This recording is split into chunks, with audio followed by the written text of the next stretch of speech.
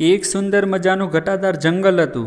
જંગલમાં ખૂબ જ વૃક્ષો હતા અને હિંસક પ્રાણીઓ પણ ખૂબ જ રહેતા હતા. એક વખત જંગલના વૃક્ષોએ મળીને ભગવાનને પ્રાર્થના કરી અને ભગવાનને પ્રસન્ન કરવા માટે યોજના કરી. ભગવાન પ્રસન્ન થયા અને વૃક્ષોએ ભગવાનને ફરિયાદ કરી, અમારા જંગલમાં હિંસક પશુઓ રહેતા હોવાથી મનુષ્યો એમનાથી ડરે છે અને જંગલમાં આવતા નથી. અમને મનુષ્ય વિના ચેન પડતું નથી, તેથી હિંસક પશુઓને જંગલમાંથી દૂર કરો હે પ્રભુ. ભગવાને વૃક્ષોની માંગણી સ્વીકાર કરી અને તથાસ્તુ કહીને ચાલ્યા ગયા. પછી ભગવાને બધા હિંસક પ્રાણીને જંગલમાંથી દૂર કરી દીધા. મનુષ્યને પણ પશુનો ભય ન રહેતા તેઓ જંગલમાં આવવા લાગ્યા. જંગલમાં સુંદર મજાના વૃક્ષો જોઈને મનુષ્યોને વૃક્ષો કાપવાની લાલચ લાગી અને બીજા દિવસે જ જંગલમાં આવીને બધા જ લોકો વૃક્ષો કાપવા લાગ્યા. બધા જ લોકો વૃક્ષ કાપવા લાગ્યા અને જંગલમાં વૃક્ષો ઓછા થવા લાગ્યા. બધા જ વૃક્ષો તો ચિંતામાં પડી ગયા કે હવે શું કરવું.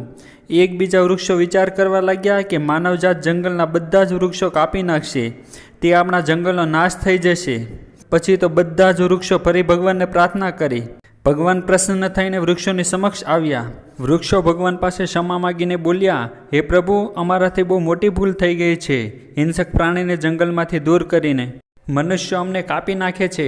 અમારા જંગલનો અને અમારો નાશ થઈ જશે. અમને બચાવો હે પ્રભુ. ભગવાને કહ્યું, જોયું ને વૃક્ષો, આ સૃષ્ટિમાં બધાની જ જરૂર હોય છે. પ્રાણીઓ, વૃક્ષો, તળાવ, નદીઓ, એકબીજા વગર કોઈને ચાલતું નથી. પછી ભગવાને વૃક્ષોને કહ્યું, હમણાં જ હું તમારી ચિંતાને દૂર કરું છું. એમ કહી ભગવાન અદૃશ્ય થઈ ગયા. પછી ભગવાને ફરી જંગલમાં બધા જ પ્રાણીઓને એક પછી એક પાછા લાવી આપ્યા. પછી તો હિંસક પ્રાણીઓને જોઈને મનુષ્ય જંગલમાં આવીને ભાગી જતા હતા. થોડાક દિવસમાં બધાને ખબર પડી ગઈ કે બધા જ લોકો જંગલમાં જવાનું બંધ કરી દીધું અને બધા જ વૃક્ષો આનંદ પામ્યા અને ફરીથી જંગલ ઘટાદાર અને રળિયામણું થઈ ગયું.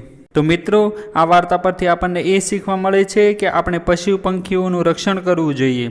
એમને ક્યારેય પણ હેરાન કરવા જોઈએ નહીં.